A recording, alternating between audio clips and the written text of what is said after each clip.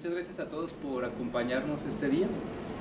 Bueno, el tema que voy a hablar es un tema que está asociado a la mecánica cuántica, aunque el título dice el efecto túnel, en realidad voy a hablar de otras cosas que también participan en la mecánica cuántica y entre ellos el efecto túnel. Y me gustó poner este GIF de el coyote y el correcaminos. A lo mejor vieron esa caricatura o a lo mejor son muy jóvenes y no la llegaron a ver. Pero básicamente el efecto túnel está resumido en ese GIF. Yo creo que con eso podríamos terminar la plática ya irnos, ¿no? Pero no, vamos a hablar un poquito. Para hablar de física podríamos dividir esta área en dos partes, en la física clásica y en la física cuántica. La física clásica es un área que para nosotros puede ser muy intuitiva, porque si agarramos, por ejemplo, y en este caso está una manzana, ¿no? Si agarramos una manzana y yo digo, voy a soltar la manzana, inmediatamente yo puedo hasta adivinar qué es lo que va a pasar con la manzana, ¿no? La manzana va a caer, va a llegar al suelo. O si aviento la manzana, yo sé que la manzana va a describir una cierta trayectoria, que si no hay efectos de aire, pues va a describir una parábola. Todo eso está en base a la experiencia y no se nos hace muy raro que lo podamos adivinar. Pero cuando nos pasamos al mundo de la física cuántica, en este mundo ya la situación es un poco más extraña.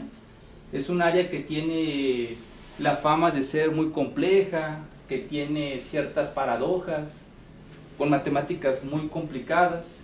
Y esa fama se la acuñamos básicamente porque no tenemos mucha intuición en esta área. Se dice que en la mecánica cuántica, para poder visualizar estos efectos, tenemos que irnos a cosas microscópicas, a objetos muy pequeñitos como el átomo. Y entonces aquí ocurren fenómenos raros, muy exóticos, como por ejemplo, han escuchado a lo mejor la paradoja del gato de Schrödinger, donde dice que un gato puede estar vivo y muerto a la vez, ¿no? O que este efecto de la superposición lo podemos usar en computadoras cuánticas, hablamos del qubit, de la interferencia o teleportación. Y entonces uno se preguntaría si esa ciencia, si esta física cuántica realmente es una ciencia de lo pequeño. Porque los físicos, entre ellos yo me incluyo, tratamos de buscar como una frontera en donde la física cuántica funcione y hasta aquí va a dejar de funcionar y luego a partir de este lugar va a empezar a funcionar la física clásica. Pero en realidad todavía no encontramos esa frontera. Parece ser que la física cuántica se extiende a prácticamente todo. Convivimos con ella, el mundo es cuántico.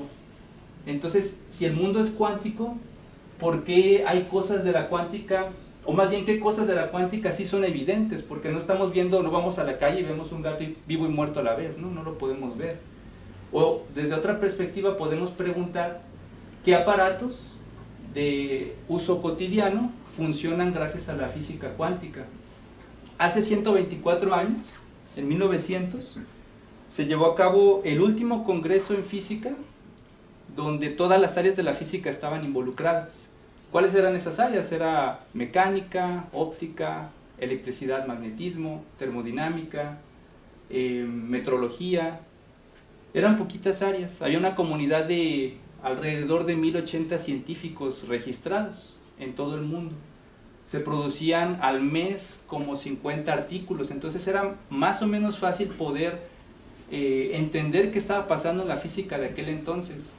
Y los profesores que estaban en las universidades, como Lord Kelvin, por ejemplo, como Kirchhoff, ya eran gente que decía, la física ya es un área madura, ya no va a haber ninguna otra aportación novedosa, ya todo está completamente explicado, ya lo único por lo que se preocupaban era como para mejorar la precisión en ciertos experimentos. Y entonces empezaron a como que a cerrar filas, pero surgieron ciertos fenómenos que no podían ser explicados con las leyes clásicas, con las leyes que Newton había propuesto, con las leyes de Maxwell. Y entonces estaba un experimento donde si básicamente pensamos en un objeto que se calienta y eso lo podemos directa o indirectamente convivir con él, como por ejemplo al usar una tostadora, o ahora que ya viene el invierno, a lo mejor tenemos un calentador eléctrico o tenemos una freidora de aire caliente para hacer algunas papas. Este fenómeno está descrito por una ley que propone este personaje, Max Planck, que se ve aquí como muy punqueto, él propone una ley que en su momento, con las herramientas que se tenían, no se podían describir.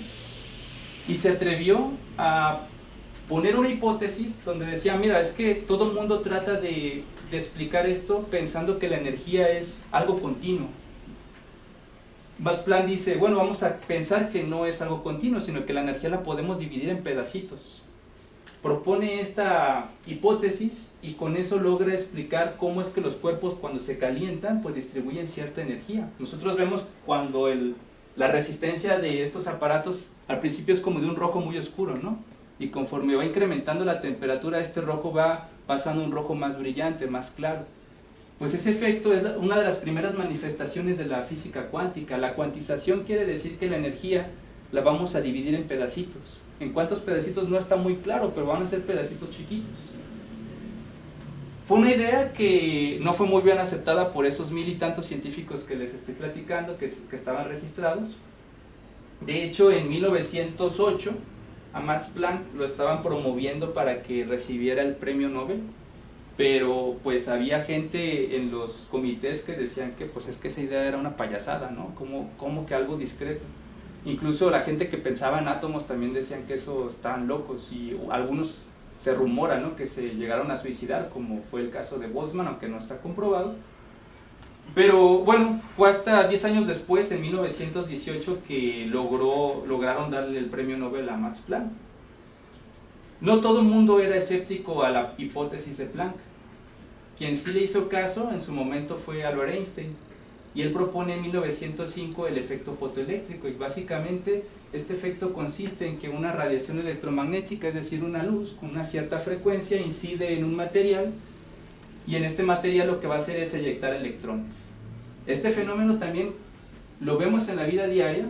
Por ejemplo, cuando vamos a alguna zona, al Walmart, o vamos a algún centro comercial, hay puertas que cuando nos ponemos enfrente de ellas hay unos fotosensores, que esos fotosensores logran captar obstáculos y entonces mandan una señal eléctrica para que un motorcito abra o cierre la puerta. O también lo podemos ver implementado en paneles solares, y estos paneles solares a su vez pueden estar en el alumbrado eléctrico, ¿no? Y esto es a causa de que pues estas personas le hicieron caso a la hipótesis de Planck, manifestaciones de la cuántica, entonces las podemos ver en la vida diaria, estamos conviviendo con ellas. En su momento, la gente entonces empezó a preguntar si, bueno, la energía está cuantizada, ¿qué onda con la materia? ¿Cómo es la estructura del átomo? Entonces empezó a haber cierto estudio, ciertas propuestas de modelos atómicos como tipos modelos planetarios, y uno de los modelos más acertados fue el que propuso Niels Bohr. Niels Bohr propone y estudia, de hecho, el átomo más sencillo, que es el átomo de hidrógeno, compuesto por un electrón y un protón. Al hacer ese estudio dice, mira, es que los electrones no sabemos muy bien qué son, pero estos van a estar en ciertas capas bien definidas, orbitando alrededor del núcleo, donde está la masa más mayormente concentrada. 10 años después, esta área de la física cuántica le tenían que dar una formalidad matemática para que pudiese ser tomada en serio. Y entonces estos tres personajes, Schrödinger, Born y Heisenberg, dieron aportaciones muy importantes entre 1925 y 1927 para poder describir a la mecánica cuántica. Schrödinger propone una ecuación en donde ya no solamente el átomo de hidrógeno se podía estudiar prácticamente cualquier tipo de átomo. Born le da una interpretación probabilística a estos posibles lugares donde se puede encontrar un electrón, y Heisenberg propone el principio de indeterminación.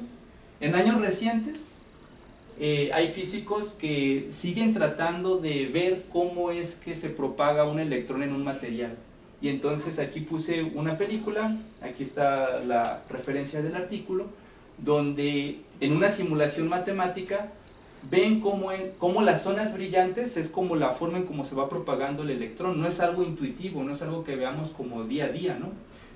Observen aquí el tiempo que va transcurriendo, es un tiempo muy cortito, del orden de los femtosegundos, y pues las distancias en las que se está graficando esto son del orden del nanómetro, son distancias muy pequeñitas y tiempos prácticamente instantáneos. Pasando el tiempo, viene Luis de Broglie, que a él se le ocurre decir, bueno, las partículas tienen masa, si tienen masa se pueden desplazar, van a adquirir cierta velocidad. ¿Por qué no le podemos asociar a estas partículas que tienen masa y velocidad una longitud de onda? Una longitud de onda pues es cuando tenemos una onda, si agarramos una cuerda y la atamos a un poste y comenzamos a hacer un movimiento de oscilación arriba y hacia abajo, la longitud de onda no es otra cosa más que la distancia que hay entre cresta y cresta o entre valle y valle. Pero eso es una cosa característica de las ondas. Ups, ya me pasé a la siguiente. Y esta explicación o esta asociación de asociarle una onda a una partícula tuvo una pronta aplicación. Fíjense, en 1924 Luis de Broglie lo propone, en 1931 hace su aparición el microscopio electrónico. Dado que el electrón, que pues se piensa que es como una especie de partícula, pero también le podemos asociar esta onda, pues entonces ya se comporta como si fuera una luz, generándonos unas imágenes que tienen 2 millones de amplificación de resolución, comparado con 2000 veces de amplificación con un microscopio convencional, un microscopio óptico. Otra aplicación o otra situación de mecánica cuántica que no se suele mencionar mucho son los colores de las cosas. Hay muchas hipótesis en física para poder describir los colores de las cosas, pero por ejemplo los colores que vemos en esta habitación, aunque ahorita estamos a oscuras, pero aquí podemos ver color naranja, rojo, verde. Resulta que al estudiar la materia, esta materia está compuesta por moléculas, las moléculas por átomos, los átomos por protones, electrones, neutrones. Entonces estos átomos están con ciertas zonas discretizadas. Entonces cuando la luz interactúa con la materia discretizada, el espectro de la luz es muy amplio, hay ciertas frecuencias que entran en resonancia con las frecuencias del átomo. Resonancia significa que, por ejemplo, si aquí nos ponemos a hablar todos al mismo tiempo, no nos vamos a escuchar, y resonancia es si nos ponemos a cantar una canción que a todos nos guste, entonces ahí ya se va a amplificar el sonido. Eso sería entrar en resonancia. Entran en resonancia esta interacción, y entonces la materia absorbe ciertas frecuencias, refleja esas otras frecuencias y se da como un efecto como de negativo. El color que vemos realmente no es el que absorbe, sino más bien el que se está reflejando, y eso es debido a la estructura discreta de la materia. Otro fenómeno también que no se podía explicar con la física clásica es la estabilidad de la materia. En biología, o en un área que también se conoce como biología cuántica, esta básicamente es como una propiedad, le dicen propiedad trivial a la estabilidad de la materia, pero en realidad con la física de Newton los átomos estarían irradiando energía en todo momento, y eso no es algo que veamos constantemente, ¿no? Si hay materiales que irradian, si hay materiales que se desintegran, pero la mayoría de la materia es estable. Y luego, siguiendo este orden medio informal, aparece en 1928 la ecuación de Dirac.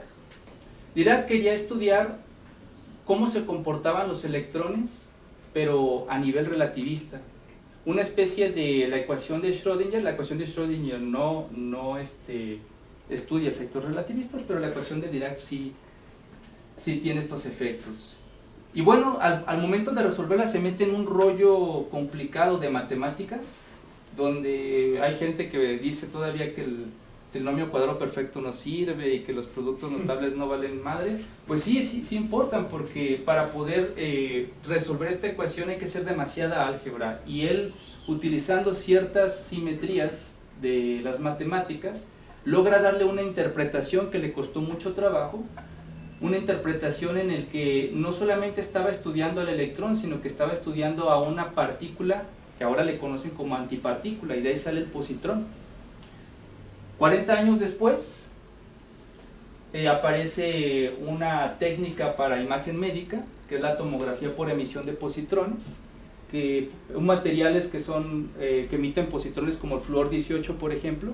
Estos isótopos lo que hace es que se pegan a la glucosa del cuerpo, y entonces aquí lo que vemos son como las zonas metabólicamente activas. Más adelante, estudiando la materia, pues bueno, la materia ya no solamente son los átomos, ¿no? Decíamos que estos átomos se agrupan en moléculas y luego ya vemos como sólidos.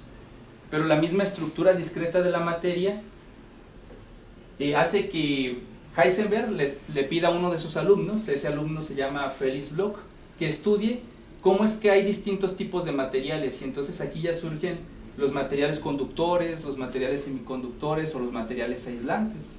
Y entonces esta materia discreta, al momento de agruparse en moléculas, se dice que ahora se acomodan en forma de bandas, y aparece esta cosa que se llama teoría de bandas.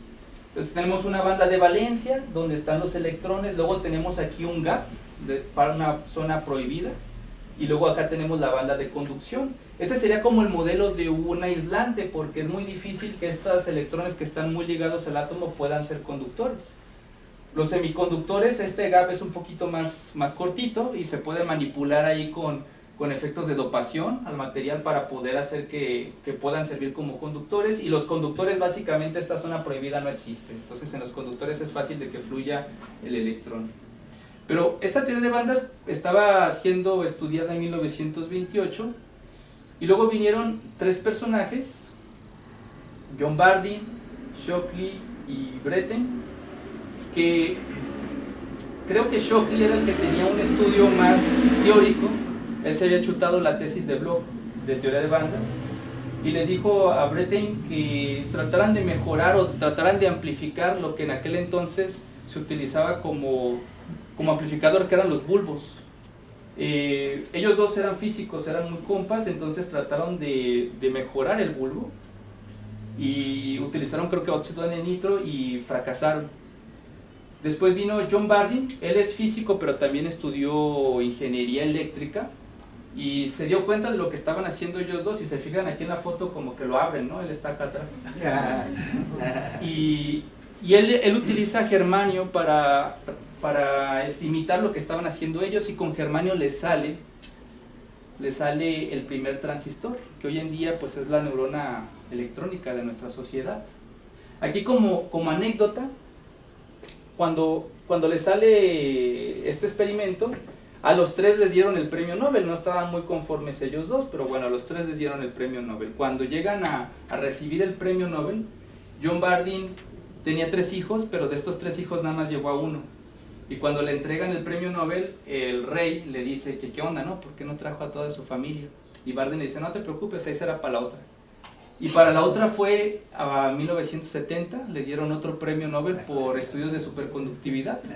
Entonces él es el único físico, creo, sí, a lo mejor me puedo estar equivocando, pero creo que es el único físico que ha recibido 2 premios Nobel. Hay muchas personas que han recibido varios premios Nobel, pero él es el único en el área de física. Bueno, los transistores se producen billones cada segundo, y los vemos que están en el celular, están en las Smart TV, en los relojes inteligentes, en los amplificadores. Estas empresas transnacionales no existirían si no fuese por la física cuántica, porque si se fijan, todo este desarrollo histórico que hemos dado es gracias a una hipótesis que alguien dio muy loca, la cuantización de la energía. Pues de ahí se surgieron un montón más de áreas, y bueno, aparecen estas empresas que ahora diseñan estos dispositivos con los cuales no podemos vivir, ¿no? Otro tema interesante que se suele mencionar poco es el tiempo. Definir el tiempo es complicado, pero básicamente lo podemos pensar como contar oscilaciones de un patrón estable. Uno define un patrón, hay una cierta frecuencia en la que está moviéndose esa oscilación, y entonces vamos a contar esas oscilaciones, y así vamos a definir, por ejemplo, el segundo, el minuto, la hora, lo que tú quieras. En antaño, hace mucho tiempo, ¿cuál era ese patrón para medir el tiempo? Pues eran patrones astronómicos, la rotación de la Tierra. Sin embargo, la rotación de la Tierra no es un patrón muy estable. ¿Alguien sabe por qué la rotación de la Tierra no es un patrón muy estable? ¿Alex? Conservación del momento angular. Por conservación del momento angular, exactamente.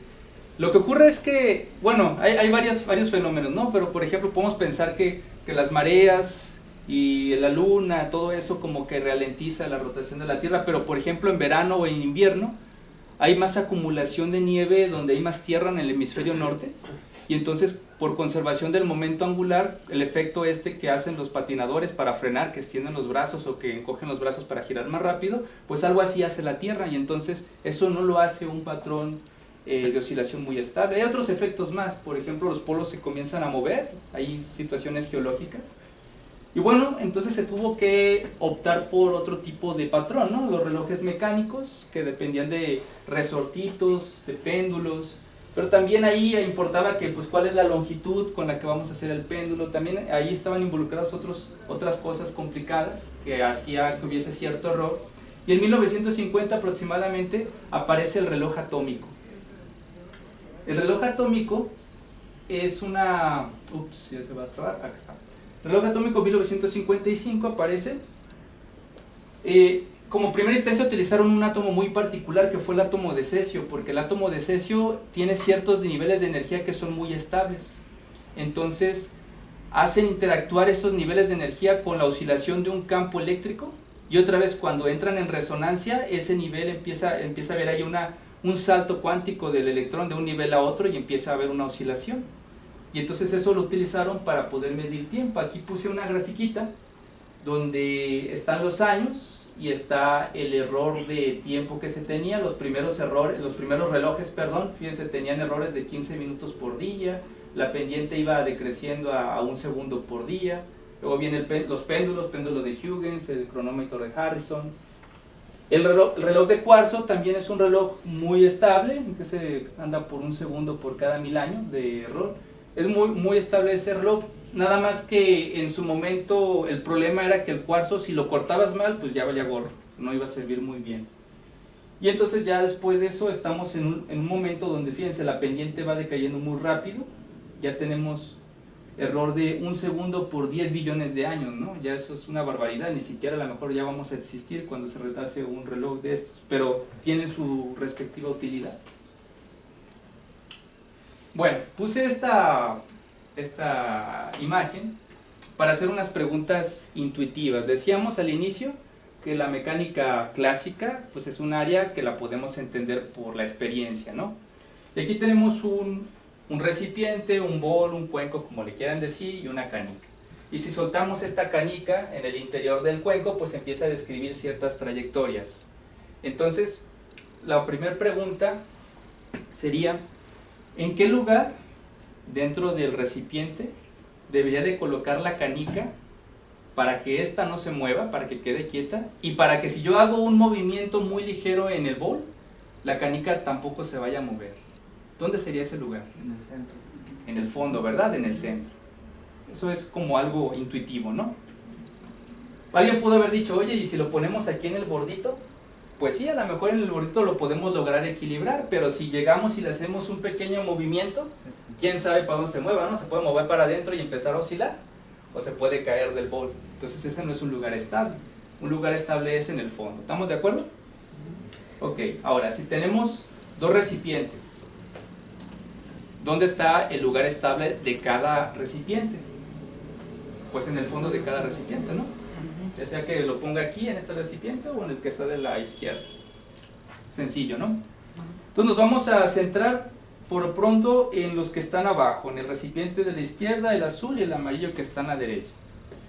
Supongamos que están aquí en vivo, los pongo en el escritorio y me cercioro de cerrar esa puerta con llave, esta otra puerta con llave, y digo: vámonos todos para afuera, vamos a cerrar aquí con llave, que no quede ningún gato adentro, que no haya ningún animal. Nos salimos. Y me cercioro también de que no vaya a temblar, porque es tiempo de que vaya a temblar, ¿no? Entonces nos cercioramos de que no haya temblores y regresamos en 10 años. ¿Cuál sería la probabilidad de que la bolita que pusimos en este recipiente aparezca en el otro recipiente? Pues 0, ¿no? La probabilidad es 0. Otra vez eso es como algo obvio.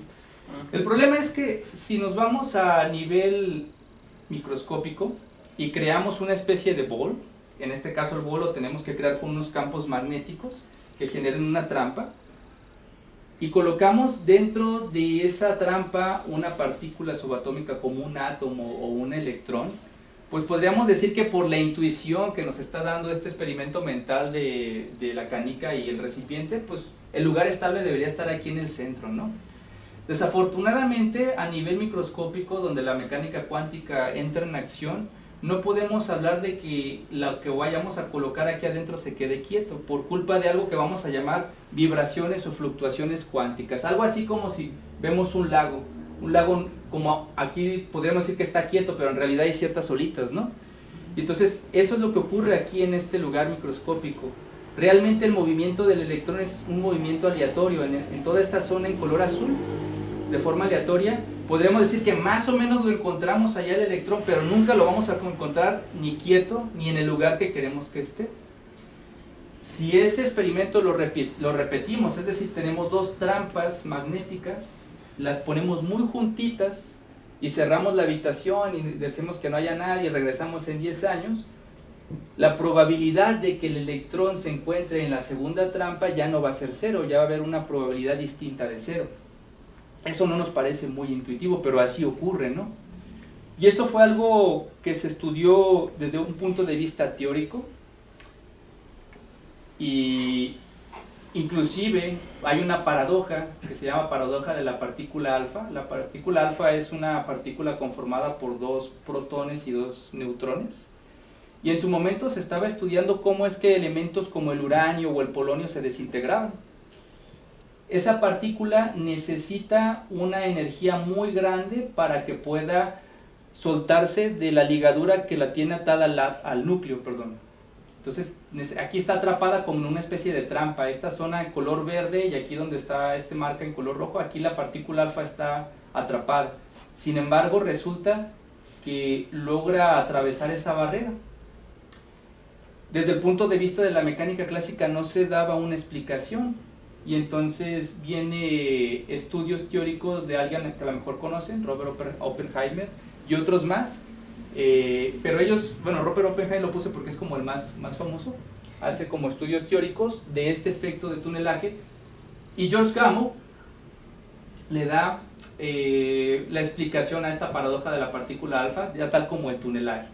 Aquí en esta foto que está del lado derecho, lo que hicieron unos científicos en el año de 2009 fue crear una red de muchos pocitos, y en cada pocito colocaron un electrón, porque nada más cabía un electrón, y con una fotografía estroboscópica lo que hacían era iluminar esa red, apagaban la luz, tomaban foto, iluminaban, tomaban foto.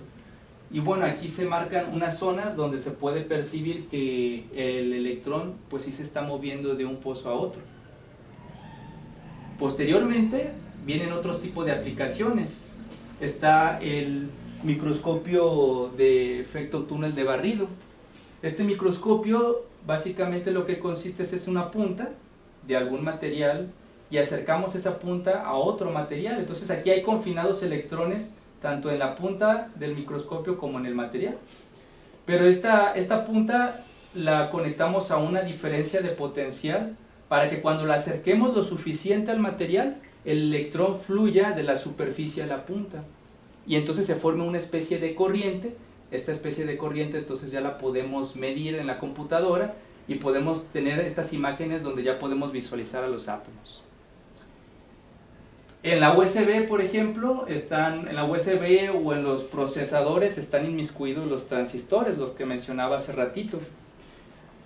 El cofundador de Intel, Moore, decía que por año el número de transistores por superficie se iba a duplicar cada año.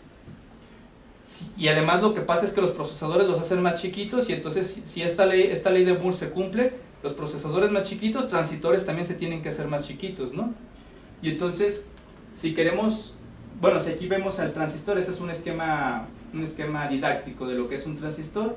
Aquí tenemos una pila que va a activar la diferencia de potencial, y en esta zona que estoy marcando se genera como una especie de puente. Si activamos la pila, entonces el paso de electrones sin ningún problema va a pasar por el transistor, y eso lo podemos marcar con un 1, por ejemplo. Y si desactivamos la pila, en esta zona donde se encuentra lo que le llaman el drenaje y la fuente, se genera como un tobogán. y entonces el paso de electrones se va a ver imposibilitado, y eso lo vamos a tomar como un cero. Pero si hacemos muy chiquitos los transistores, del orden de los nanómetros, entonces prácticamente ya tenemos como átomos apilados. Y entonces contar ceros y unos ya no va a ser tan fácil. ¿Por qué? Por culpa del efecto túnel. Va a haber ciertos electrones que le va a valer gorro que esté aquí el puente y van a empezar a pasar para el otro lado. Y entonces ya no está claro qué es un 0 y un 1 para este transistor que había descubierto Bardeen y compañía. Existen otros tipos de transistores de efecto túnel, de hecho, que actualmente son los que se están implementando en la tecnología. Y otra aplicación interesante del efecto túnel está en la biología cuántica. Por mucho tiempo en la primaria nos hablaban, bueno, no sé ahora, pero a mí me tocó que nos hablaran de la fotosíntesis, que era el fenómeno por el cual las plantas convertían la luz en energía electroquímica. Y lo que ocurría allí era que llegaba un fotón, llegaba un haz de luz a la planta, excitaba los átomos de magnesio que conforman a la clorofila. Esos átomos de magnesio a la hora de excitarse hacían saltos cuánticos los electrones y luego tenían que pasar por un bosque de moléculas de clorofila. Y antiguamente se pensaba que estos electrones iban a realizar como una especie de caminata aleatoria, como si fuera un borracho a las 3 de la mañana a llegar a su casa, pasando por todas las casas tocando a ver cuál es su casa, ¿no? Tenía que pasar por cada una de ellas y luego ya llegaba al centro de reacción.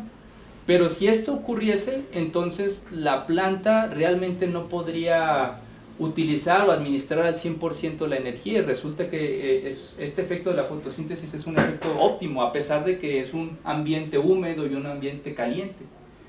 En 2007, si no me equivoco, hubo algunos científicos, biólogos y físicos que propusieron que el efecto de la fotosíntesis era un fenómeno de efecto túnel. En lugar de que el electrón fuera molécula por molécula como caminante aleatoria, en realidad pasaba por todos como un efecto túnel, y de esa manera evitaba estos fenómenos de decoherencia debido a la temperatura y al calor. Y no solamente eso, sino que aprovechándose del COVID-19 en años recientes, la gente en biología cuántica decía que para percibir el olor, lo que ocurre es que hay moléculas que están en el aire y que cuando llegan a los receptores en la nariz, estas moléculas, la forma de la molécula la detectaba un receptor de la nariz, y ese receptor mandaba una señal al cerebro, y entonces decíamos, ah, mira, estoy oliendo a carne, o estoy oliendo a vodka, o estoy oliendo a huevos, ¿no? Pero hicieron experimentos donde ponían moléculas muy parecidas, y no había una cierta distinción. Entonces, en 2007, si no me equivoco, en 2007, proponen que el efecto de oler también se da por efecto túnel, debido a que cuando viene esta molécula va a vibrar en una cierta frecuencia, y al momento de vibrar en una cierta frecuencia, esa frecuencia hace que el electrón que va a saltar, su campo eléctrico, va a afectar al receptor, y esa vibración del campo eléctrico con el receptor es la que manda la señal al cerebro, y entonces podemos identificar los olores. Lo que hicieron fue experimentar con insectos, poniéndoles una molécula de agua y una molécula de deuterio, que es un isótopo. Las moléculas prácticamente son idénticas, en lo único que difieren es de la masa atómica, porque el deuterio tiene un neutrón y un protón, y el hidrógeno solamente tiene un neutrón y un electrón. Entonces la vibración, al ser uno más masivo que otro, la vibración sí va a ser distinta, y ese efecto entonces es el que lo describían como cómo podemos percibir olores. Y más adelante se propone, aunque más bien se especula, realmente no está muy claro si es cierto o no, que las personas que adquirieron COVID-19, algunas de ellas perdieron el olfato cuando estaban enfermas. Y eso es debido a que esta proteína, la de pico, la del coronavirus, se juntaba con el receptor, y al momento de juntarse aquí con el receptor había una vibración de campo eléctrico, había un efecto túnel, y luego se acoplaban a la membrana nasal, y entonces eso inhibía el efecto del olfato. Pero esa es una especulación, porque no a todas las personas les ocurrió que perdieron el olfato, no todas lo perdieron. Entonces todavía sigue esto como un campo de estudio abierto. En la actualidad podemos decir que nos encontramos en la etapa de la segunda revolución cuántica, así como en el año de 1900 fue la primera revolución cuántica con la formalidad de la mecánica cuántica y estos efectos como el efecto túnel que proviene de la primera revolución cuántica. En la segunda revolución cuántica nos encontramos con las creaciones de las computadoras cuánticas que ya son una realidad. Las empresas transnacionales como Google o IBM ya tienen algunas de ellas. La comunicación cuántica, allí por ejemplo lo que se utilizan son relojes atómicos implementados en los satélites, y ahora por ejemplo ya los autos modernos traen implementados el Google Car, ¿no? Que trae GPS implementado. Entonces lo que hacen estos relojes atómicos en los satélites son mandar señales de tiempo, y por triangulación y un cálculo realmente muy sencillo se puede tener el GPS. Antes yo me acuerdo que mi papá se tenía que salir al cofre y poner el mapa y ver a dónde íbamos a ir, ¿no? También hay sensores cuánticos. Aquí está la foto de un sensor cuántico, que es como, aquí es una fibra y tenemos una partícula atrapada en una cavidad. Entonces esta fibra, al momento de que los objetos comienzan a navegar, la fibra va a comenzar a oscilar, y el estado cuántico que tiene la partícula nos va a hacer saber sobre qué plaquita va a decaer, y podemos colocársela, por ejemplo, ahorita está en estudios militares en España, se lo están colocando a submarinos para ir de 2 puntos muy distantes y que no puedan ser interceptados, y el error de navegación es aproximadamente de 1 metro. Este experimento ahorita es para efectos militares, pero seguramente en 20 años ya no vamos a tener GPS, sino que ya vamos a tener ese tipo de fibras conectadas en los celulares o en los automóviles. Es una segunda revolución cuántica que requiere de la motivación tanto de estudiantes de ciencias como estudiantes de ingeniería, porque estamos en el periodo de formación. Y entonces, bueno, en la Universidad de Guadalajara pues sí, estamos preocupados. Ahí trabajamos a nivel teórico. Tenemos un grupo de óptica e información cuántica que está liderado por el doctor Andrei Klimov, que tiene colaboraciones en el extranjero, y hay otros profesores del departamento de física y de matemáticas que colaboramos. Repito, esto es a nivel teórico, pero también podemos trabajar a nivel experimental desde cierta perspectiva. Quisiera concluir esta plática diciendo que realmente la física cuántica pues sí se encuentra en todos lados, solamente hay que saber a dónde mirar. Y pues muchas gracias, vámonos ya de aquí, ¿no?